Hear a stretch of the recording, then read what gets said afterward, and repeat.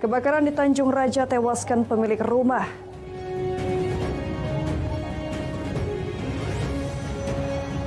Pemasangan baliho dan poster pilkada semerawut.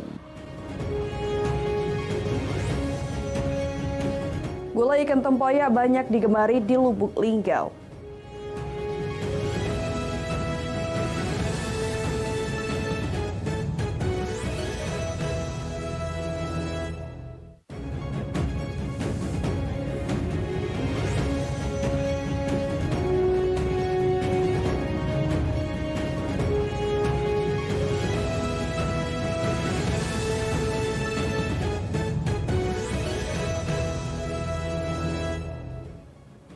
Assalamualaikum warahmatullahi wabarakatuh. Selamat pagi pemirsa. Selain 3 berita tadi, Lintas iNews Sumsel juga akan hadir dengan sejumlah berita dan informasi menarik lainnya selama setengah jam ke depan.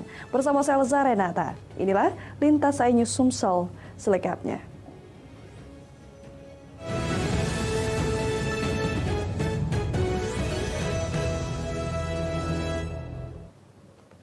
Pemirsa, kebakaran hebat melanda mes karyawan milik PT SIK Kecamatan Sako, Palembang. Derasnya angin dan besarnya api ikut membakar lahan kosong yang ada di sekitarnya. Tidak ada korban jiwa dalam musibah kebakaran ini, namun kerugian ditaksir mencapai ratusan juta rupiah.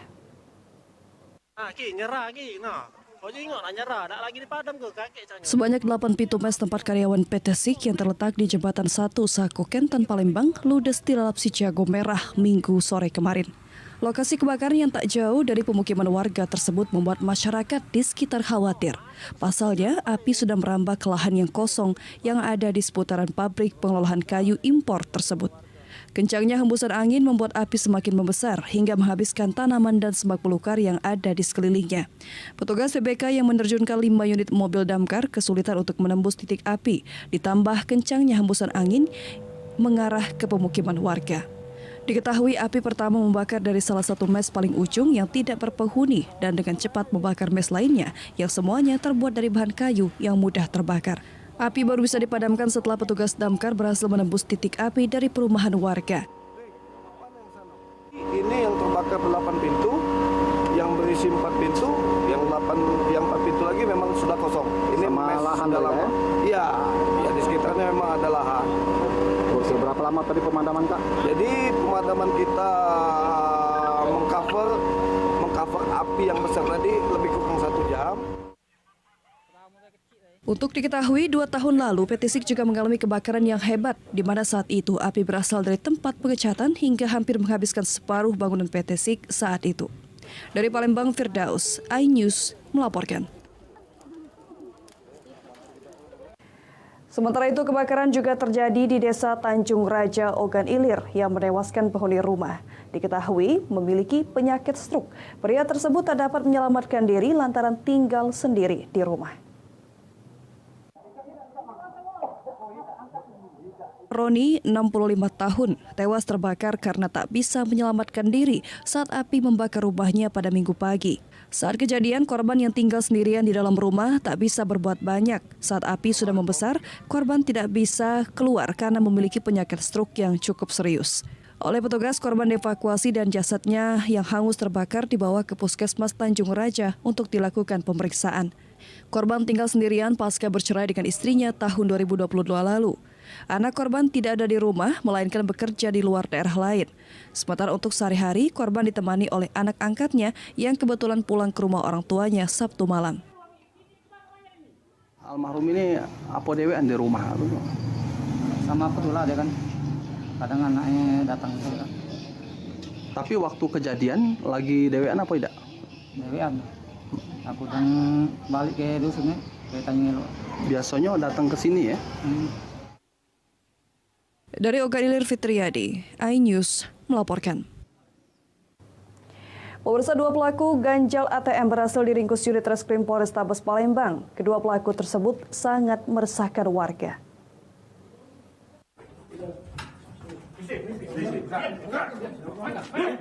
Unit Pidana Umum Polrestabes Palembang berhasil mengamankan 2 kawanan pelaku pencurian dengan modus mengganjal ATM.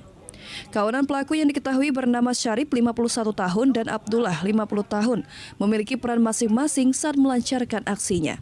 Modus yang dilakukan para tersangka dengan cara memasukkan tusuk gigi ke dalam mesin ATM. Setelah dilakukan pengganjalan, tersangka langsung berbagi peran. Peran yang dilakukan oleh salah satu pelaku yakni mengawasi, mengintip korban yang merupakan seorang perempuan, berpura-pura membantu korban untuk melakukan pertolongan ATM yang bermasalah dan mencatat nomor PIN ATM milik korban. Aksi kawanan tersangka yakni menguras uang milik korbannya di kawasan Seberang Ulus 1 Palembang senilai 40 juta rupiah. Tak hanya di situ, tersangka juga melakukan aksinya di tempat yang berbeda sebanyak 5 kali. Kapolres Tabes Palembang menghimbau kepada masyarakat agar berhati-hati dalam melakukan penarikan uang di mesin ATM jika ada seseorang yang tidak dikenal untuk mencoba menolong. Ingin membantu atas kendala yang dihadapi oleh korban tersebut. Pada saat terjadi proses pembantuan, tersangka ini sudah menyiapkan satu ATM yang notabene akan digunakan untuk penukaran ATM korban. Di saat yang bersamaan, ketika ini menolong pura-pura korban disuruh memencet mesin ATM dengan ATM yang sebelumnya ditukar oleh tersangka. Atas perbuatannya, pelaku dijerat dengan pasal 363 KUHP dengan ancaman 4 tahun penjara. Dari Palembang, Muhammad David, iNews melaporkan. Bayi malang yang dibuang di dalam kotak kardus di Desa Perajian Mariana Banyuasin 1 akhirnya diadopsi oleh bidan yang merawatnya. Polisi masih memburu ibu yang sengaja membuang bayi malang tersebut. Bayi perempuan yang malang sempat membuat kaget warga di Desa Perajian Mariana ditemukan dalam kardus dengan kondisi telanjang di pinggir jalan dekat warung milik warga. Bayi perempuan itu terlihat sehat karena mendapatkan perawatan dan kasih sayang penuh dari bidan desa bernama Eka. Eka bersama suami sudah mengirimkan berkas pengajuan ke Dinas Sosial Kabupaten Banyuasin untuk mengadopsi sang bayi. Eka berjanji akan merawat bayi tersebut seperti anaknya sendiri dan tidak akan mengingat masa lalu bayi. Selain dirinya, Eka juga berharap kepada warga sekitar yang mengetahui untuk tidak mengungkit atau menceritakan masa lalu bayi tersebut di kemudian hari. Alhamdulillah bahagia, harapannya semoga anak ini nanti sehat sampai itu, dan kami minta tolong dengan warga juga masa lalunya nggak usah lagi dibahas, cukup sampai di sini masa lalunya ini anak kami. Dari Banyuasin, Ahmad Saipul, iNews melaporkan. Sementara itu, pemirsa, seorang petani di Ogan Komering Ilir nyambi sebagai kurir sabu. Hal tersebut dilakukan karena terdesak ekonomi. Petani ini berhasil ditangkap polisi usai polisi melakukan penyamaran sebagai pembeli.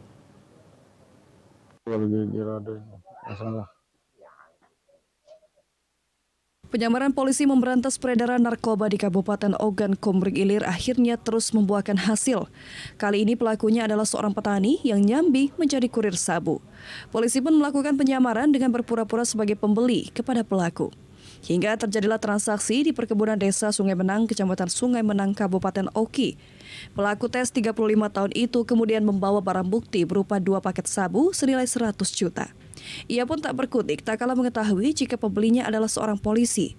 Di hadapan petugas, pelaku pun mengakui perbuatannya dan nekat menjadi kurir sabu karena terdesak ekonomi. Ia mendapatkan upah 1 juta rupiah setiap kali transaksi. Pelaku diamankan dengan barang bukti 2 paket narkotika jenis sabu senilai lebih kurang 100 juta rupiah, 1 buah handphone, 1 buah celana di dalam pondok tersebut. Pelaku diamankan karena sebelumnya melakukan transaksi dengan anggota yang menyamar. Pelaku kini dijerat dengan pasal 112 dan 114 Undang-Undang Narkotika dengan ancaman kurungan 20 tahun penjara dan denda 10 miliar. Dari Ogan Komering Ilir, Fitriadi, iNews melaporkan. Pemirsa, Pangdam 2 Sriwijaya tinjau latihan SGS 2024 di Batu Raja. Informasi lengkapnya akan hadir sesaat lagi.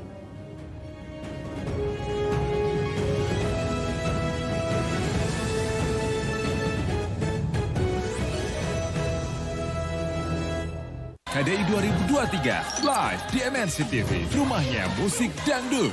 Pak Irfan ada salah ngomong ya? Enggak. DMD Panggung Rezeki hanya di MNC TV. Family 100 di MNC TV.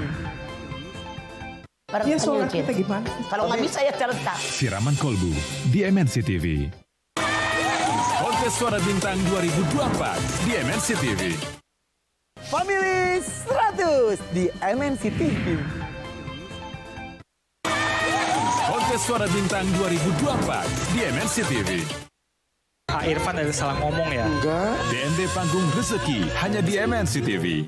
KDI 2023 live di MNC TV, rumahnya musik dangdut.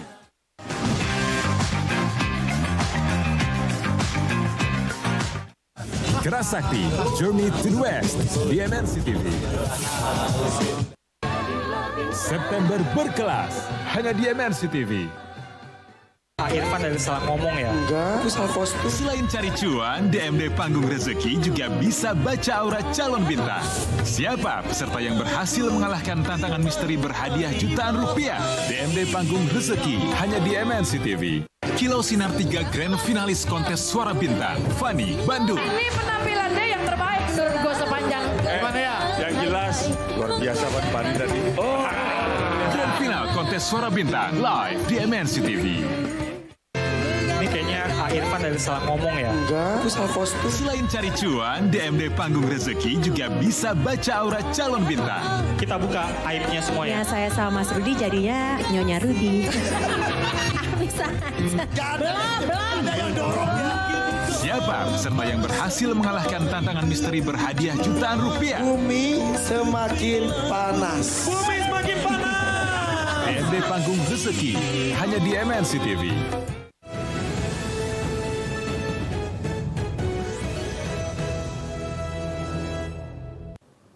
Terima kasih Anda masih bersama kami. Pemirsa, pemasangan poster dan baliho calon bupati dan wakil bupati di Muara Enim terkesan semerawut. Banyak poster dan baliho pilkada dipasang di pohon dengan cara dipaku hingga merusak pohon dan pemandangan ibu kota Muara Enim.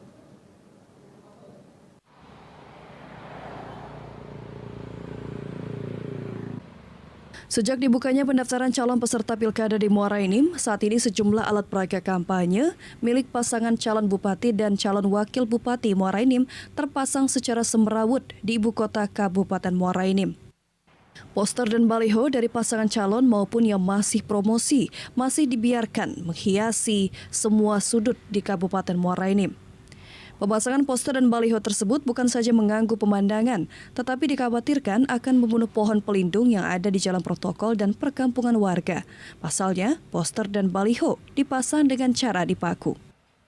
Warga mengaku sangat terganggu dengan poster yang begitu banyak dan dipasang di pohon itu. Selain dinilai menyalahi perda pemerintah kabupaten, seharusnya pihak terkait dalam hal ini Panwas dan Satpol PP mulai melakukan tindakan. Pasalnya pemasangan poster yang berada di pohon dikhawatirkan akan membunuh pohon tersebut secara perlahan. Ganggu pemandangan, satu ya. Yang kedua tentu pohonnya jadi gimana gitu, ikut Rusak ya? terpengaruh, apalagi kalau pakai paku, kan mati ya. Cuman memang enggak spontanitas lagu mati sih enggak, cuman tentu Pengaruh lah masih Mas. Dari Muara Enim, Edinsa Satria, iNews melaporkan. Pemirsa, Panglima TNI Jenderal Agus Subianto meninjau secara langsung latihan penerjunan yang menjadi bagian dari latihan gabungan tahunan Super Garuda Shield 2024 di Pusat Latihan Tempur Batu Raja, Ogan Kombring Ulu pada Kamis.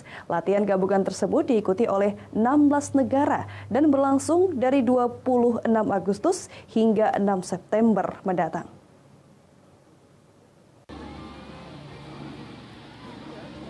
Pasukan penerjun dari 3 negara, yaitu Amerika Serikat, Jepang, dan Indonesia, turut serta pada latihan penerjunan Super Garuda Shield 2024.